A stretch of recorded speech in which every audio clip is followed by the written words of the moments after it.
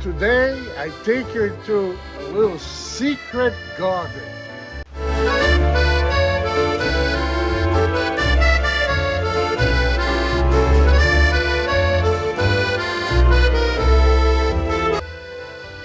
And then we finish the wine press, we move on to the vats, and why not a joke from the locality of Vineyard. Here we are, and finally in a position to introduce you the entire thing.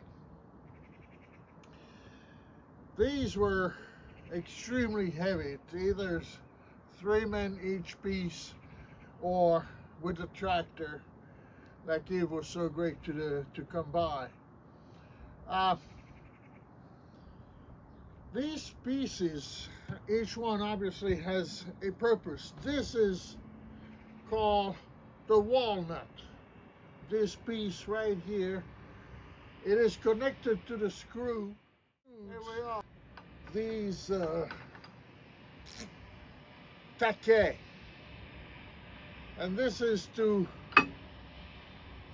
drive the crown, which is this second piece here. The crown has holes, and these things have come either on the outside or on the inside of the walnut. That is for 2 speeds. There's one slow speed and a higher speed. And if we turn them around, then it goes the other way. It's to unscrew. So big speed and short speed. So that's the walnut. The crown, as the purpose of it is to lock in place. That's why there are these holes. And then between the crown and the mouton, then we have the biggest piece, because this is called la chape. It has these wooden handles that are made for 2 men to bring the whole thing down, the entire structure down with the mouton down to beams. There's usually 2 or 3 layers of beams. We'll come to that. So la chape is connected to the walnut, and the crown is in between, in order with the holes to not go back. When there's pressure down, these will prevent from going back. And la chape goes inside another cast iron piece that is screwed on top of the mouton. It's quite a sophisticated system, evidently with 2 speeds and a way of going back. That 1931 is nearly 100 years ago, but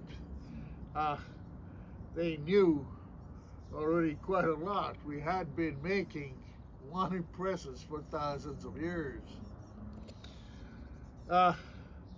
So the mouton, the entire structure will come down right onto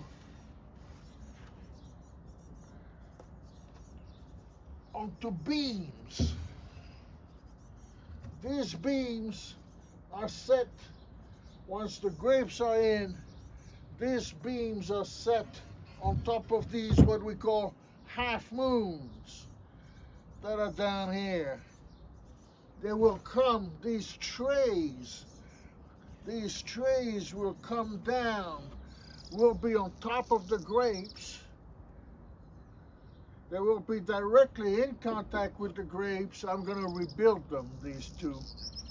There are 2 of them, one on each side, that comes around the main screw. Then a series of beams, and the entire thing comes down. with a couple of men at the handle here. I mean, I want you to get a sense of the heaviness of the entire thing. This is about this is about at least 20 pounds.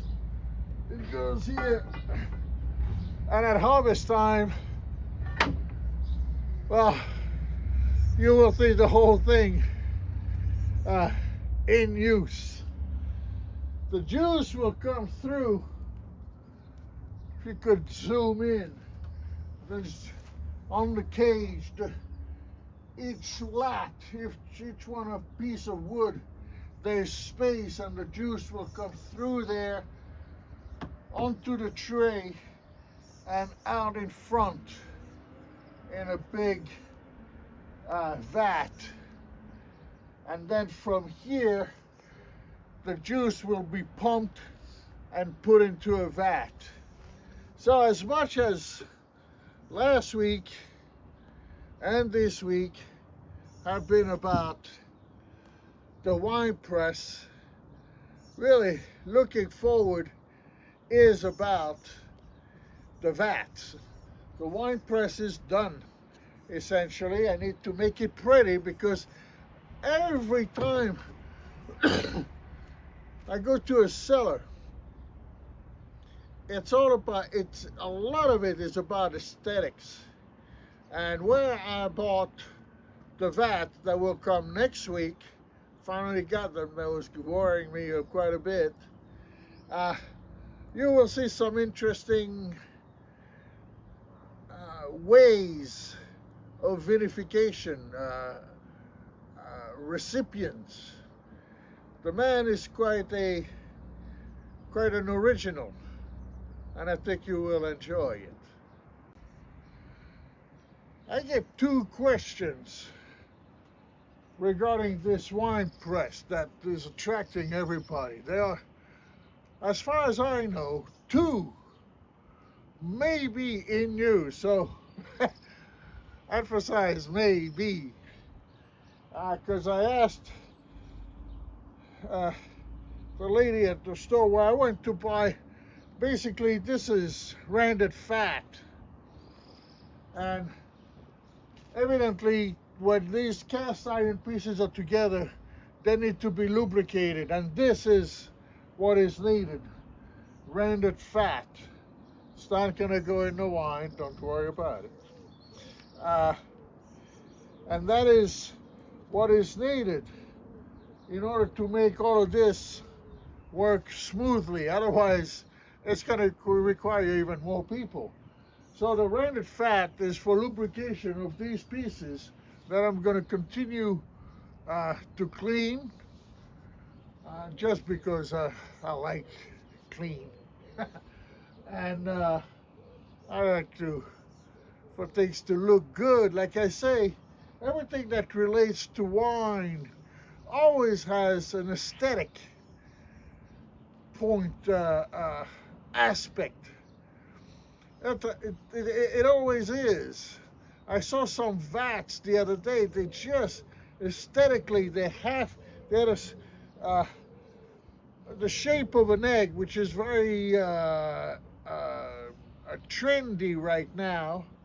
The shape of an egg, and half of it is not cast iron, what's it called? Stainless steel, and then oak. It's absolutely gorgeous. And then people ask, well, what about the tray? It's gonna seep through, especially we are outside, there's no moisture. Well, for the tray, we have this mastic, and this I keep it in the fridge. But this is going to soften in the heat, and it will come in between the planks so that it is waterproof, so we don't lose any of the precious juice that will become wine. Now, you know just about as much as I do about the wine press. So just looking forward to hiring two very muscular men uh, for the harvest. It will be fun. It's going to be a fun day. But now, on to the vats, and then I will show you a little bit of my secret garden.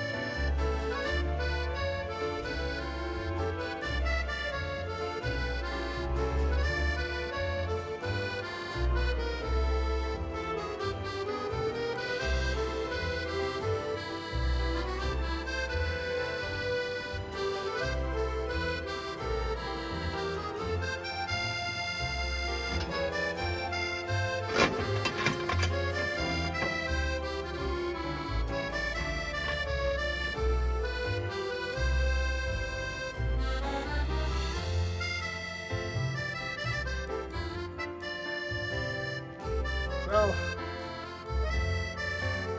this is the first vat. The first vat I purchased. We have 3 more coming next week, but this vat here is called a keep wine and garde vin because it is closed on top. Next week, out of the 3, 2 vats will be open roof, and the roof is mobile. It goes down as the wine with the juice, so that it doesn't oxidize. But this is a wine keeper. It's made out of fiber. It's not stainless steel. Stainless steel has been popular probably for the last 20 years.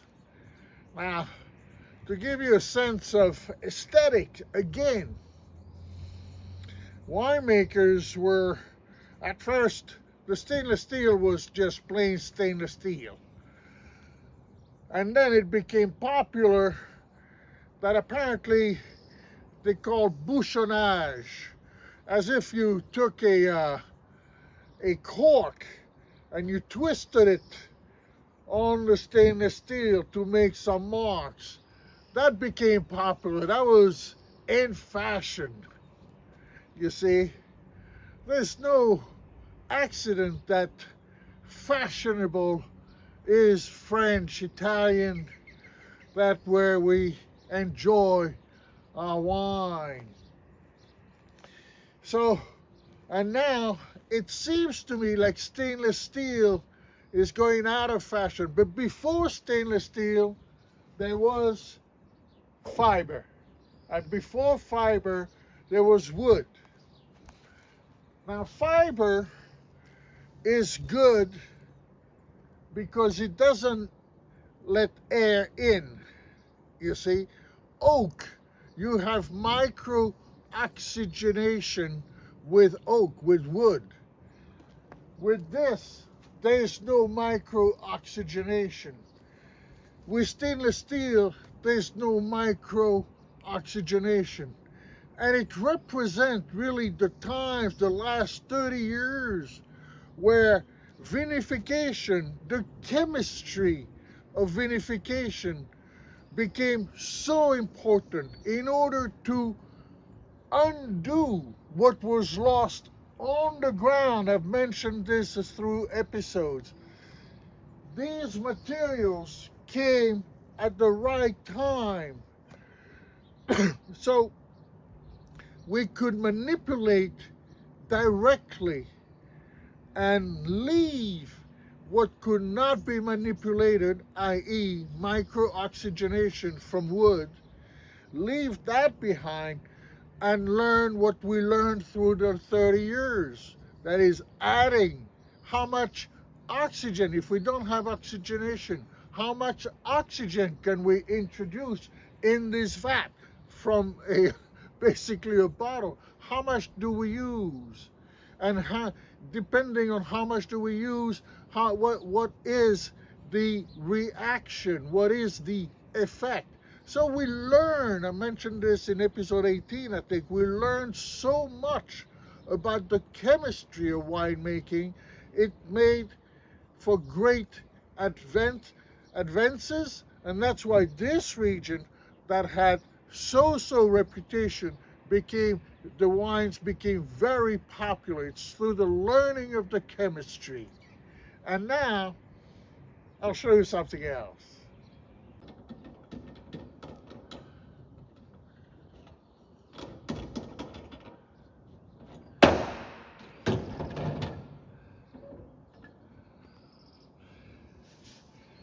I want you to take a look at this. This is where, so it's to keep the wine for 6 months. We're getting echo. We're getting, this is for 6 months keep. And that's when, during those 6 months, we'll control the temperature through either these two holes here, where we can literally put an air conditioner. You will see that, because since I'm going to be doing the vinification outside at the end of the summer, we're going to need that. So these vats became very, very sophisticated. These vats became very sophisticated.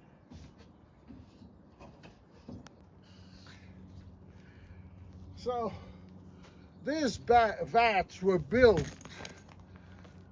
really in response to what was going on in the chemical world. Œnologie, œnologue. I'm gonna have an œnologue on the ground that is going to recommend some of these minor manipulations. Of course, we'll talk further at length, but these were not. Here we have a temperature gauge, very important. Here we have the valve for cleaning, and here we have a valve for filling, for emptying. Cleaning valve is, of course, below the emptying valve, so that we don't drain the hard matter later on. Although I will be stirring, I will be stirring the vat every week in order to move this hard matter into the juice, so it renders more taste. In the end, of course, we don't need it. We want the wine to be crystal clear.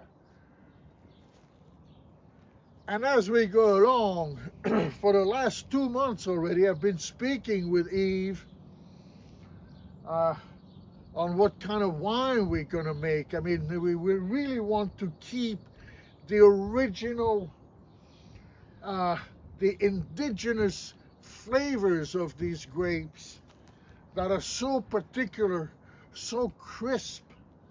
It's gonna be a beautiful wine. We're getting to agree on what we're gonna want, what kind of wine it's going to be. It's very exciting.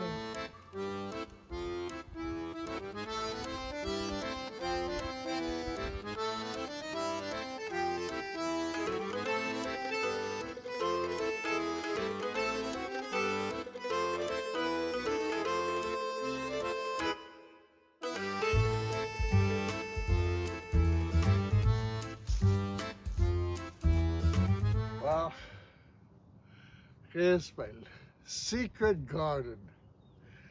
As I was mowing the grass, I realized that the cherry tree, the grillade, the wild cherry tree, is making all these seedlings.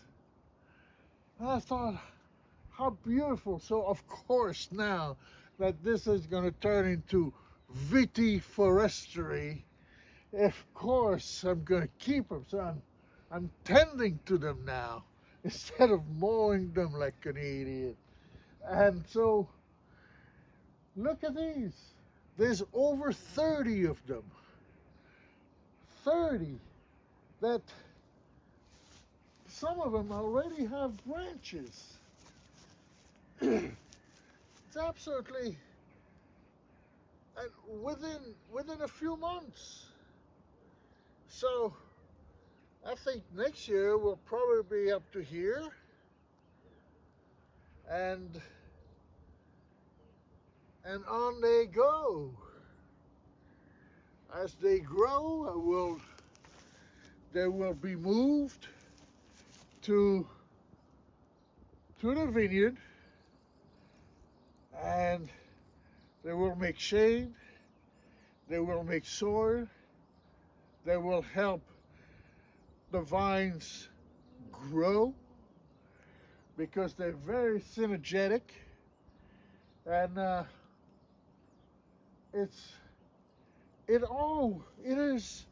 this project is really coming together nearly without my help.